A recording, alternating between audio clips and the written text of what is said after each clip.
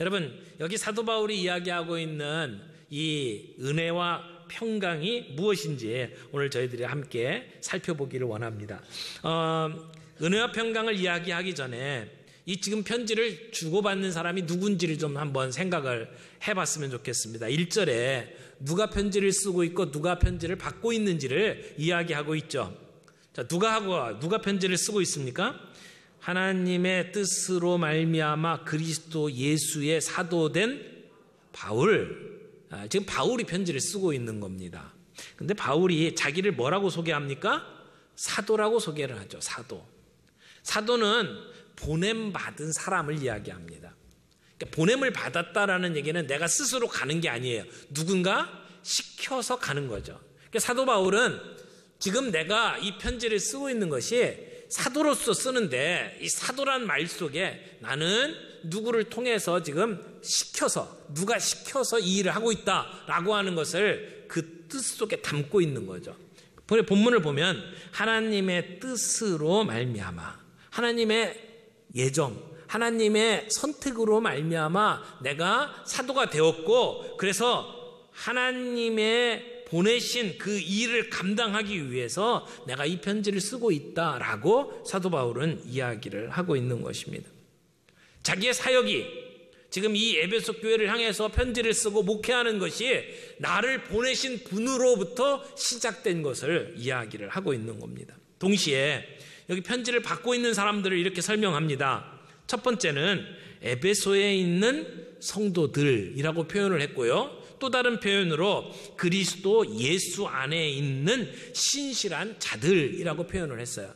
그래서 이 편지를 받고 있는 에베소 교회 성도들을 두 가지 형태로 소개를 한 거예요. 하나는 에베소에 있는 성도, 또 하나는 그리스도 예수 안에 있는 신실한 자들.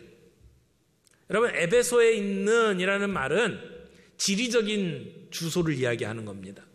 에베소에 살고 있는. 지금 대림교회로 이야기한다면 여기 일산에 있는, 또는 대한민국에 있는 이런 표현을, 이건 지리적인 위치를 이야기하는 것이죠. 그런데 그리스도 안에 있는 이라는 말은 영적인 주소를 이야기하는 겁니다. 우리가 어디에 속해 있는지를 분명하게 보여주는 말이 그리스도 예수 안에 있는 이라는 말입니다. 자, 하나님의 뜻에 따라 예수 그리스도의 사도가 된 바울이 에베소에 있는 성도들, 그리스도 예수 안에 신실한 자들에게 편지를 합니다. 그러면서 인사말을 하죠. 2절 말씀입니다. 하나님 우리 아버지와 주 예수 그리스도로부터 은혜와 평강이 너희에게 있을지어다. 은혜와 평강이 함께 다니는 것을 보게 되죠. 그래서 은혜가 무엇이고 평강이 무엇인지를 오늘 저희들이 함께 다시 한번 좀 깊게 생각을 해보기를 원합니다. 첫 번째, 은혜에 대해서 함께 나누죠. 은혜에 대해서는 며칠 전에 저희가 송구영 신예배를 드리면서 2015년도 한 해가 하나님의 은혜였고 2016년도도 우리는 하나님의 은혜 속에 살아가기를 원합니다. 이렇게 이야기를 했습니다. 그래서 은혜에 관한 이야기를 나누었습니다. 은혜라고 하는 말은 선물이라는 뜻입니다. 특별히 우리 그리스도인에게는 예수 그리스도께서 우리를 위해서 죽어주심으로 말미암아 우리로 하여금 거듭나게 하시고 우리를 구원하게 만드시는 하나님의 그 은혜를 이야기할 때에 이 단어를 사용을 합니다. 그런데 이 선물이라고 하는 것은요, 값없이 주는 것을 선물이라고 하죠. 내가 어떤 선물을 누구에게 줄 때에 대가로 주는 게 아닙니다. 그저 주고 싶어서 주는 거죠. 그걸 선물이라고 그래요. 만약 대가로 받는 거라면 그것은 월급이죠. 그것은 뭔가 대가로 주는 거죠. 그런데 선물은 대가가 아닙니다. 받을 자격이 없는데 거저 주시는 것이 선물이죠.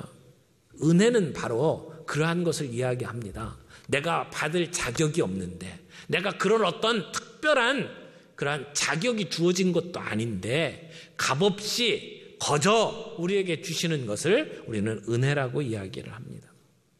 그러므로 이 은혜 속에 거하는 사람들의 출발점은 우리는 자격이 없습니다라고 하는 데에서 시작됩니다.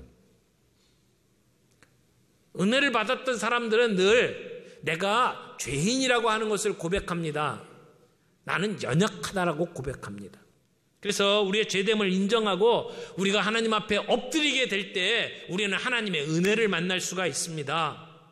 내가 할 수 있는 것이 아니기 때문에 우리는 하나님 앞에 무릎을 꿇게 됩니다. 내가 누구인지를 아는 사람만이 무릎을 꿇을 수 있습니다. 여러분, 기도가 무엇입니까? 기도는 하나님 앞에 무릎을 꿇는 겁니다.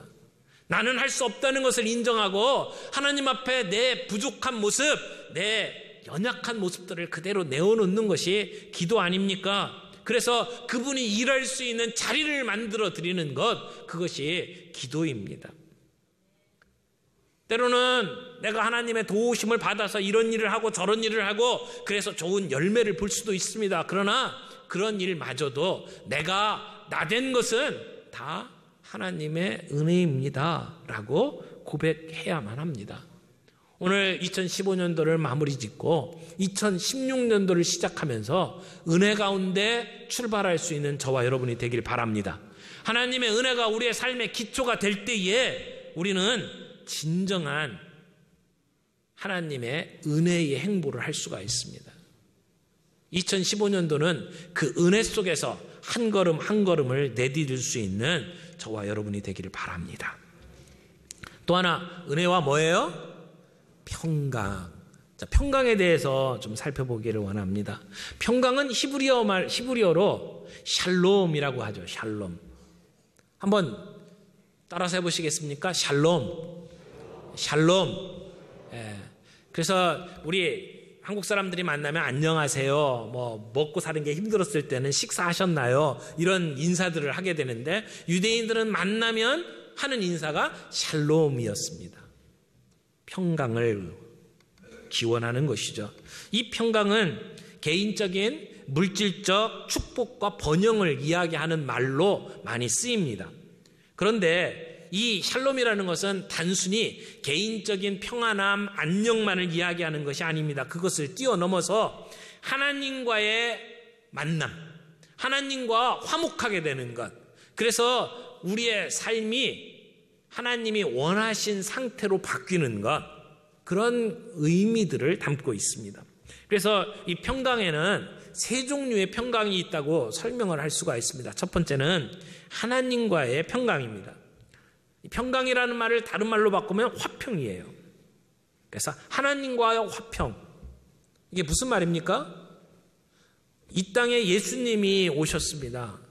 하나님이 보내셨기 때문에 오셨습니다.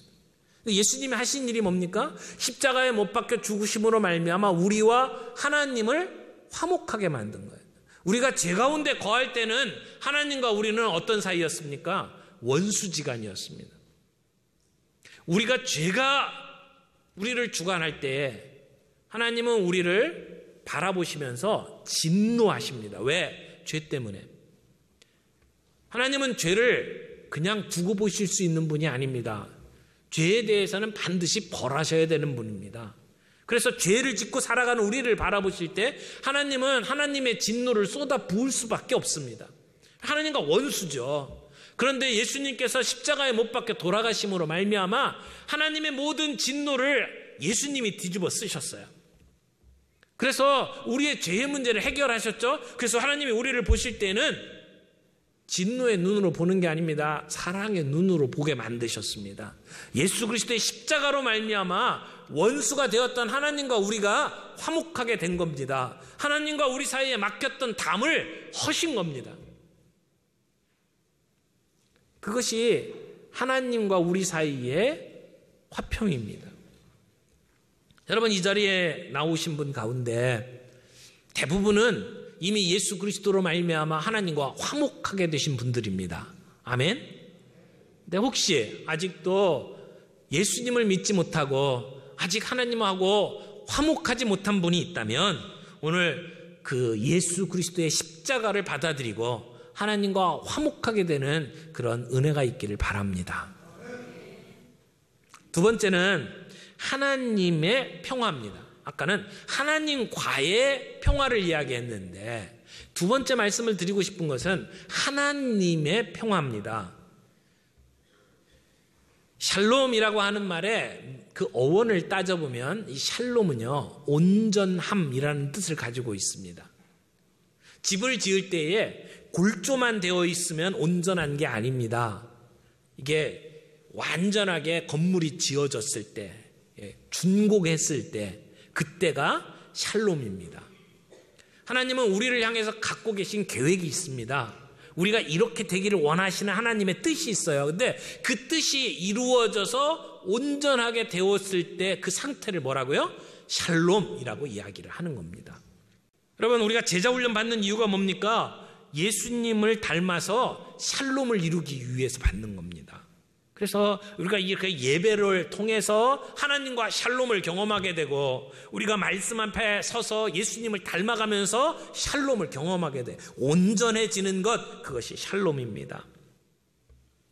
주님을 닮은 상태로 나아가야 되는데 아직도 우리 안에 주님을 닮은 상태, 성숙한 상태로 나아가지 못하면 우리 안에는 계속 문제가 있습니다.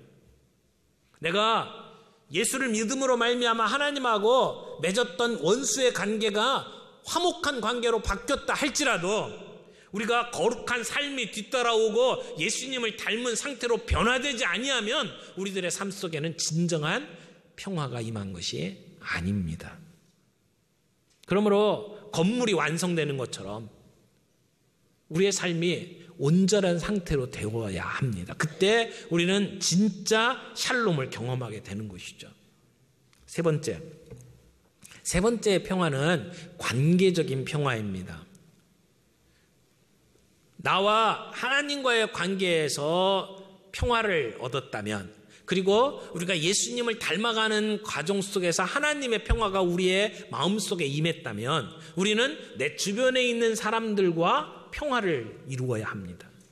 그래서 내 주변에 있는 사람들과의 평화, 또 주님이 창조하신 이 자연, 만물, 창조 세계와의 평화, 우리에게는 이런 평화가 필요합니다. 그런데 이 평화를 설명할 때에 가장 중요한 의미를 하나 설명을 해낸다면 그것이 정의입니다. 정의가 이루어진 상태, 그것이 평화입니다. 여러분, 이사야서 32장 16절 말씀 좀 찾아보겠습니다. 우리 이사야서 구약성경 가운데쯤 가죠. 이사야서 32장입니다. 32장 16절. 구약성경 1004페이지네요. 이사야 32장 16절 17절 말씀을 제가 읽어드리겠습니다. 16절. 그때에 정의가 광야에 거하며 공의가 아름다운 밭에 거하리니. 17절 다 같이 읽겠습니다. 공의의 열매는 화평이요 공의의 결과는 영원한 평안과 안전이라. 여기 보면 공의가 광야에 거하고 공의가 아름다운 밭에 거하리니. 지금 공의에 대한 이야기를 하고 있습니다. 그래서 공의가 열매를 맺게 되면 그것이 화평이고 공의의 결과가 영원한 평안과 안전이라고 설명을 하죠. 샬롬은요, 공의, 정의가 실현되는 것을 이야기합니다. 하나님은 우리들의 관계 속에서 정의가 실현되기를 원합니다. 가진 사람은 계속 갖게 되고 없는 사람은 점점 더 없어지는 것, 그것은 하나님이 원하시는 샬롬이 아닙니다. 평강이 임해야 된다는 것은 그런 의미에서 경제적인 정의가 실현되는 것을 의미하는 것입니다. 구조적인 불의와 억압, 착취가 일어나는 곳에는 하나님의 평화가 임할 수가 없습니다. 모든 불의가 무너지고 정의가 서는 것, 그것이 평화입니다. 오늘 남과 북을 가로막고 있는 저 철책선이 무너지는 것이 평화입니다. 하나님께서는 오늘 우리가 우리 주변의 사람과 사람 사이에 평화를 이루기를 원하고 하나님이 주신 자연과 평화를 이루기를 원하십니다. 여러분, 이 본문 안에 다시 한번 돌아가겠습니다. 에베소서 1장 2절 말씀에 보니까 이 은혜와 평강이 어디로부터 온다고 되어 있나요? 하나님 우리 아버지와 주 예수 그리스도로부터라고 이야기를 합니다. 여러분, 우리가 은혜와 평강을 누리기를 원합니다. 그런데 그 은혜와 평강, 이 복의 근원이 어디입니까? 하나님 아버지와 주 예수 그리스도로부터 온다는 겁니다. 여기에 표현되어 있지 않지만 성령님을 통해서도 우리에게 은혜와 평강이 임하는 것을 알 수 있습니다. 그래서 복의 근원이 삼위일체라고 표현할 수 있는 것입니다. 평화가 누구로부터 옵니까? 하나님으로부터 옵니다. 하나님은 우리에게 이 평화를 주시기 위해서 하나밖에 없는 독생자 예수 그리스도를 이 땅에 보내주셨습니다. 그러므로 평화는 하나님으로부터 오는 겁니다.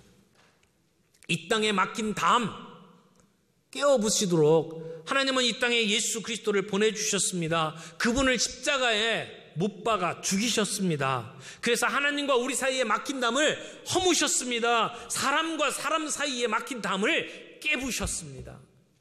하나님이 주신 겁니다. 은혜와 평강은 예수님이 주시는 선물이기도 합니다.